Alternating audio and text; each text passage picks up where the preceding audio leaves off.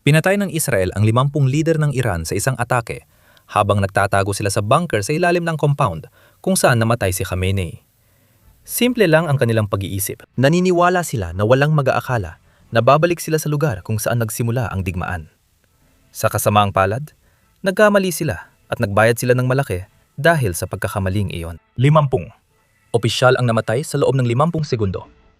Narito ang video ng pag-atake mula sa hukbong himpapawid ng Israel.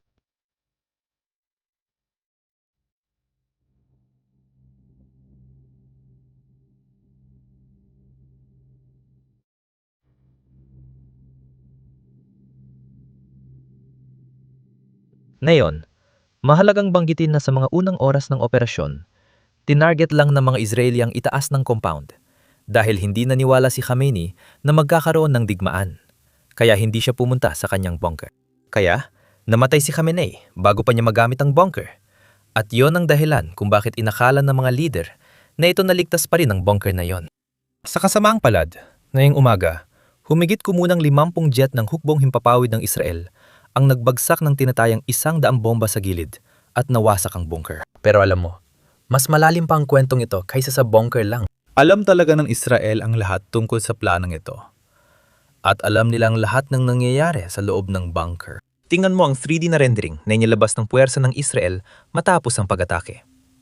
Mas malaki pa palang underground bunker kaysa sa compound sa taas. Sakop nito ang ilang kalye sa gitna ng Tehran at mayroon itong maraming pasukan at maraming silid-pulong para sa mga matataas na opisyal. At alam lahat ito ng Israel. Alam nila kung gaano ito kalalim, alam nila kung gaano ito kalapad, at alam nila ang bawat silid na nasa loob nito. Kung titignan mo ang clip sa screen, makikita mong alam ng Israel ang mga poster na isinabit ng Iran sa bunker. Nakakatakot ang ganitong intelligence. At para lalong lumala ang sitwasyon, ito ay isang pattern na paulit-ulit nating nakita sa buong digmaang ito. Takot ang mga leader ng Iran na makipag-ugnayan gamit ang digital na paraan dahil alam nilang kahit saan ay may Israeli hackers. Kaya patuloy silang nagkikita ng personal. Kapag nagtitipon sila para magpulong, agad silang tinatamaan ng Israel sa simula pa lang. Ayon sa Turkish Foreign Minister, tamang-tama ang sinabi niya. Mahilig magyabang ang Iran, pero wala silang kakayahan na patunayan ito. Madali ring gamitin ng Israel ang mga sikreto nila laban sa kanila. At lumala pa. Kaninang umaga, ibinahagi ng puwersa ng Israel kung paano nila nalinlang ang intelligence ng Iran sa unang pag-atake na pumatay kay Khamenei. Kita mo, hindi lang alam ng Israel ang galaw ng mga pinuno ng Iran. Alam din nila kung paano gumana ang intelligence ng Iran. Alam din nila kung anong binabantayan ng intelligence ng Iran sa Israel. Kaya ginagamit nila ito para linlangin ng Iran at bigyan ng maling akala na ligtas sila. Narito pa ang mga detalye.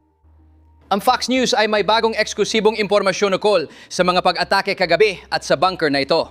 Ayon sa isang mataas na opisyal ng Israel sa Fox News, nung nagsimula ang Operation Epic Fury at napatay si Ayatollah Khamenei, siya ay nasa ibabaw ng lupa at hindi pumasok sa bunker.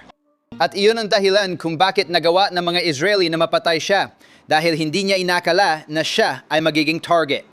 May kampanya ng panlilinlang ayon sa mataas na opisyal ng Israel para paniwalayan ng mga Iranian na hindi pa magsisimula ang pag-atake.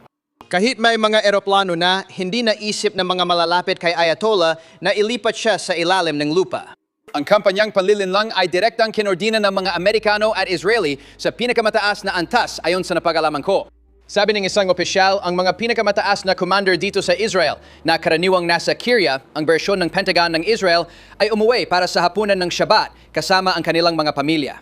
May ilang post at pahayag si Pangulong Trump sa loob ng 24 na oras bago magsimula ang operasyon na ginawa para linlangin ang pamunuan ng Iran. Ayon sa opisyal, eksaktong lumabas ang resulta tulad ng plano. Nanatili si Khamenei sa ibabaw ng lupa at siya agad ang natagpuan sa unang atake ng Operation Epic Fury. Ang maling akala na ligtas sila ang nagpaniniwala sa Iran na walang digmaan. Kaya si Khamenei ay nasa ibabaw ng lupa ng tamaan ng mga bomba. Sana ay malinaw ang punto na gusto kong iparating. Hindi naman sa hindi alam ng mga Iranian na may paparating na atake. Buong kumpiyansa ang mga Iranian na walang atake. Dahil iniisip nilang, minamanmanan nila lahat ng opisyal ng Israel. Sabi nila, kung wala sila sa kanilang Pentagon, ibig sabihin, walang malaking operasyon na paparating. Ngayon, ang ganitong mga pagkakamali ay may pangmatagalang epekto. At isa sa mga epekto na yon ay nakikita natin na yon. Hirap na yon ang rehime ng Iran. Napunan ang bakanteng posisyon ng kataas-taasang pinuno. 2 kleriko na ang inalok sa trabahong ito. Ngunit, pareho nilang tinanggihan dahil alam nila ang susunod na mangyayari. Alam ng lahat sa Iran ang susunod na mangyayari. Kapag naging kataas-taasang pinuno ka, ikaw na ang pangunahing target. Israel din ang may pinakamakapangyarihang intelligence sa Iran. Kaya rin nilang gawing haton na kamatayan ng impormasyong yon para sa gustong tumanggap ng posisyong ito. Mayong umaga, bukod sa pag-atake sa bunker, nalaman din natin na may 3 magkakahiwalay na targeted assassination ang Israel laban sa 3 opisyal ng Iran sa kanilang mga bahay. Bago tayo pumasok sa mga detalye ng lahat ng ito, siguraduhin mong pindutin ang subscribe button at like button sa ibaba. Dahil tuwing pinag-uusapan natin ang tungkol sa mga pag-atake at asasinasyon, parang inaatake sa puso ang YouTube ad algorithm at nililimitahan ng ating mga video. Malaking tulong ang suporta mo para labanan ng algorithm at maabot ang mas maraming tao. Ngayon, pag-usapan na natin ang nangyari. Una, meron tayong si Asghar Mir Hijazi. Siyang tagapayo ni Khamenei sa intelligence at seguridad. Isa siya sa pinakamakapangyarihang tao sa loob ng Iran. Ayon sa gobyerno ng US, siya ang otak na mahalagang pangyayari. Sa tingin ko, ngayong umaga, hindi na gumagana ang utak na yon. Si Hossein Taib, dating pinuno ng intelligence ng IRGC, ay naiulat na tinamaan ng bahay ngayong umaga. Sabi ng media ng Israel, nasa bahay siya at wala na. Pero ayon sa media ng Iran, wala siya sa bahay, kaya buhay pa siya. Mahalagang tandaan na, ito rin ang media ng Iran na nagsabing wala si Khamenei sa compound niya at alam natin ang nangyari. Kaya dapat nating isaisip ito. Wala tayong lahat ng impormasyon, pero binabahagi ko lahat ng alam ko. May lalaki ring nag-utos ng pag-atake kay Pangulong Trump sa eleksyon, 2024. Narito si kalihim ng digmaan Pete Hegseth na nagbabahagi ng kanyang karanasan. Pakinggan ninyo. Kahapon, ang pinununang unit na nagtangkang pumatay kay Pangulong Trump ay hinabol at napatay. Tinangkang patayin ng Iran si Pangulong Trump, pero siya pa rin ang nagwagi.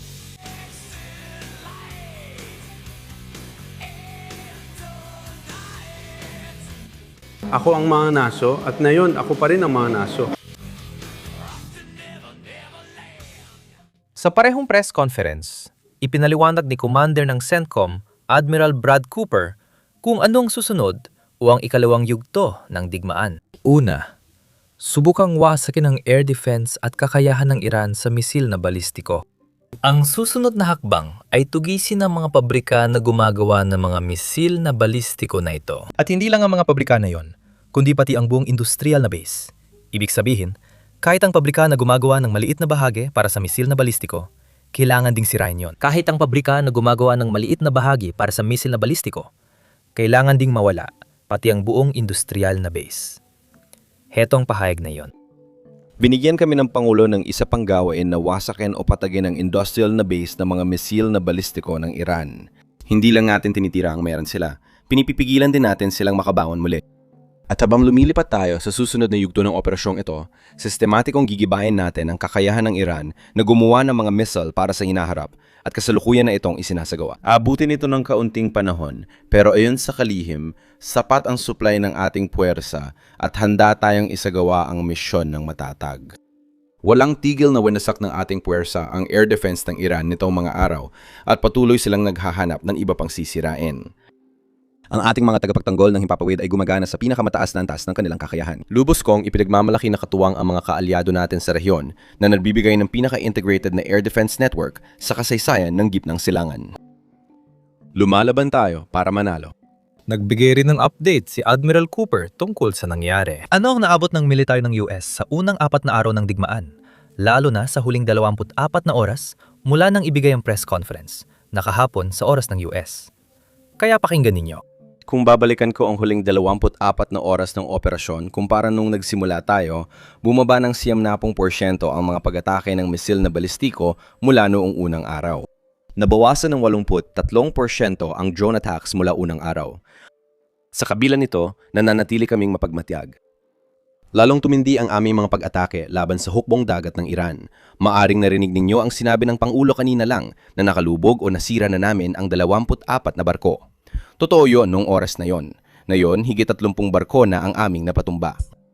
Nitong nakaraang ilang oras, tinamaan namin ang barko ng Iran na may dalang mga drone na halos kasing laki ng aircraft carrier noong World War II. At habang nagsasalita tayo ngayon, nasusunog ito. Naglabas ang Central Command ng bagong video na nagpapakita ng puwersa ng Amerika na winawasak ang barko ng Iran na may dalang mga drone. Gusto ko lang linawin na yon. Kanina, sinabi kong nilubog ng US Navy ang barkong ito. Pero mali po yon. Tinamaan ng US Navy ang barkong ito kanina at nasira, pero hindi agad lumubog. Ngayon, may video na patunay na lumubog na ito kaya kumpirmado na. Heto ang kaunting background tungkol dito. Komersyal na barko ito na ginawang mobile drone platform ng Iran na lagi nilang ipinagmamalaki. Ngayon, isa na lang ito sa 30 barko ng Iran na nakalubog. Kinumpirma ni Sekretaryo Hegseth na titindi pa ang mga kaganapan at simple lang ang dahilan nito. Ang US at Israel ay papalapit na sa pagkamit ng halos ganap na dominasyon sa impapawid ng Iran. At ibig sabihin nito, nagdadalang US ng mas maraming taktikal na eroplano para suportahan ang susunod na hakbang ng plano. Ang susunod na hakbang ay ang tugisin ang mga missile launcher hanggat maaari at puntiryahin ang mga pabrika ng missile. At dito, ang mga tactical na eroplano na malamang nalilipad ay mga fighter jets. Tama ba? Mas maraming F-35, mas maraming F-16, at anumang iba pang eroplano na kayang pumasok sa loob ng Iran. At sisirain agad ang missile launcher kapag nakita ito. Nagpadala rin siya ng mensahe sa pamunuan ng Iran. Sa madaling salita, nakita natin na maraming opisyal ng Iran ang lumalabas sa state TV at pati na rin sa mga US news channel dito. At sinasabi nilang kaya nilang lampasan o tiisin ng US sa digmaang ito. Kung digmaan ng paggubos ito, sobra-sobrang taong Iran at palaging may ipapalit sa mga pinapatay ng US at Israel. At bukod pa dyan, may mga misilang Iran at kakayahan silang gumawa pa ng mas maraming misil na patuloy lang nilang ipapaputok ng paulit-ulit. Mas malakas ang political will nila na ituloy ang digmaan kaysa US. Yan ang ipinapahayag ng Iran. Heto si Sekretaryo Hegseth na tumutugon sa argumento nila. Pakinggan ninyo. Ilang salubin muna bago ko ipasa kay Admiral para sa update. Umaasa ang Iran na hindi natin kayang panatilihin ito na isang malaking pagkakamali ng IRGC sa Iran. Kita nyo, hindi naubos ang determinasyon ng mga Amerikano. Inaalala at pinararanalan natin ang 6 na nasawi na sasalubungin sa Dover na nag-alay ng lahat para sa bansa sa misyong ito. Ngunit inaalala natin sila sa mas taimtim na muling pantatalaga ng ating sarili sa misyong ito. Lalong tumitibay ang ating dedikasyon sa ating mga layunin sa misyon habang patuloy na dumarami ang ating mga kalamangan. Hindi tayo nauubusan ng bala. Ang mga imbakan natin ng sandata ay nagpapahintulot sa pagpapatuloy ng kampanya hanggat kailangan. Muli, lalo lang dumarami ang ating mga bala habang lumalaki ang ating kalamangan. Ang ating mga kakayahan. Saka pa lang tayo nagsisimulang lumaban at lumaban ng matindi. Magkakaroon tayo ng pagkakataon na marinig si Admiral Cooper. Kung akala mo nakita mo na, hintay ka lang. Ang dami ng lakas militar na patuloy pang dumarating, na patuloy pang paparating, na kaya nating ibuhos sa Iran ay ilang ulit na mas marami kaysa sa kasalukuyan kapag pinagsama ang ating kakayahan at ng hukbong depensa ng Israel. Hindi tayo kinukulang sa autoridad. Mukhang paghahanda lang ito para sa sinabi ni Pangulong Trump pagkatapos. Nanawagan siya sa mga Iranianong diplomat na tumalikod, humingi ng asylum, iwan ang posisyon at makipagtulungan sa US para sa pagbabago ng rehimen o pamumuno. Hindi ito ganong karealistik. Noong protesta noong Enero, 2 Iranianong diplomat sa European Embassy ang tumiwalag at nagtungo sa Switzerland. Humingi sila ng asylum kaysa bumalik sa Iran dahil naniniwala silang di magtatagal ang rehimen. Ibig sabihin, posible talagang may mga diplomat ngayon na nagtatrabaho para sa rehimen na iniisip din ito, lalo na ngayong sinimula na ng US ang operasyon. Kaya inilabas ni Pangulong Trump ang mensaheng ito. Kahanga-hanga. Muling nananawagan ako sa lahat ng miyembro ng Iranian Revolutionary Guard, militar at pulisya na ibaba na ang armas nila. Mapapatay lang sila. At ngayon na ang panahon para tumindig para sa mga mamamayang Iranian at tulungan silang mabawi ang inyong bansa. Magkakaroon kayo ng pagkakataon matapos ang lahat ng taon na ito na mabawi ang inyong bansa. Tanggapin ninyo ang amnestia. Bibigyan namin kayo ng amnestia. At bibigyan namin kayo ng tamang panig ng kasaysayan dahil iyon talaga ang nararapat. Kaya kayo ay ganap na ligtas na may buong immunidad o haharap kayo sa tiyak na kamatayan at ayaw kong makita yon, ayaw din nilang makita yon. Hinihikayat namin ang mga diplomat ng Iran sa buong mundo na mag-asylum at tumulong sa pagbuo ng bagong, mas mabuting Iran na may malaking potensyal. Mas magandang hinaharap ng Iran at nagsimula na ito ngayon. Naniniwala akong magiging maganda ang kinabukasan nito. Sisiguraduhin ng Estados Unidos na hindi magbabanta ang Iran sa Amerika sa mga kapitbahay nito, sa Israel o sa sinuman, kahit sino pa ang susunod na mamuno sa bansa. Kung titingnan mo ang nangyari, may mga missile silang nakatutok sa iba pang mga bansa, Qatar, Saudi Arabia, UAE at marami pang iba na hindi naman talaga masyadong kasali. At may mga missile silang nakatutok. Sa totoo lang, matagal nang nakatutok doon ang mga iyon. Bago pa man nagsimula ito, talagang tinatarget nila ang buong gitnang silangan. At pagkatapos tumating tayo, sinira natin ang plano nila. Ngayon, tatalakay natin ang pangunahing dahilan ng digmaang ito. Sa loob ng 30 taon limang magkakaibang US President, mula sa parehong partido ang nagpasyang hindi dapat magkaroon ng sandatang nuklear ang Iran. Alam ko na kung ano sasabihin ng iba, lalo na ng mga pro-Iranian. Hayagang sinasabi ng Iran na hindi sila naghahangad ng sandatang nuklear. Pero tingnan mo ang ginagawa nila. Nagpayaman sila ng uranium hanggang 60% kahit walang sibilyang dahilan. Ang ibang bansa na walang kakayahang magpayaman ay may plantang nuclear. Bumibili lang sila ng enriched uranium. Ang tanging dahilan kung bakit may 60% uranium ang Iran ay dahil gusto nila ng sandatang nuklear. Kahit ano pa sabihin nila, iba pinapakita ng kanilang kilos. Formal kong inaanunsyo ang desisyon kong itigil ang lahat ng kalakalan at pamumuhunan sa Iran. Ang galawang layunin nating pigilan ang mga rehimeng sumusuporta sa terorismo na magbanta sa Amerika o sa ating mga kaalyado gamit ang sandata ng malawakang pagkawasa.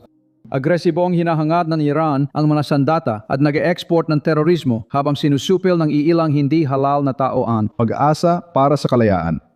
Naniniwala akong nakasalalay ang pambansang seguridad natin sa pagtigil sa Iran na magkaroon ng sandatang nuklear. Sabi nila, hindi magkakaroon ng sandatang nuclear ang Iran habang ako ang namumuno. Hindi dapat magkaroon ng nuclear na sandata ang teroristang rehimeng ito. Ulitin ko, hindi sila kailanman dapat magkaroon ng sandatang nuclear. Narito ang sinabi ni Steve Witkoff, miyembro ng negotiating team na kumausap sa delegasyon ng Iran bago ang bigmaan. At binanggit niya na sa kanilang paunang negosasyon, malinaw na sinabi ng Iran na kaya nilang gumawa ng mga sandatang nuklear at matagal na nilang pinagsisikapan ito. Gusto nilang makipagnegosasyon na parang may sandatang nuklear na sila. Pakinggan ninyo.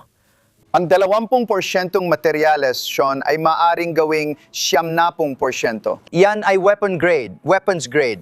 Mga 1 linggo o 10 araw ang pinakamatagal. Ang 20% ay maaring gawing weapons grade sa loob ng 3 hanggang 4 na linggo. Pahintulutan mo akong sabihin ito dahil nakalimutan ko ang munting detalyeng ito. Sa ulang pagpupulong ngayon, parehong sinabi sa amin ng mga Iranian negotiator, direkta na walang hiya na kontrolado nila ang 400 at 60 kilo ng 60%.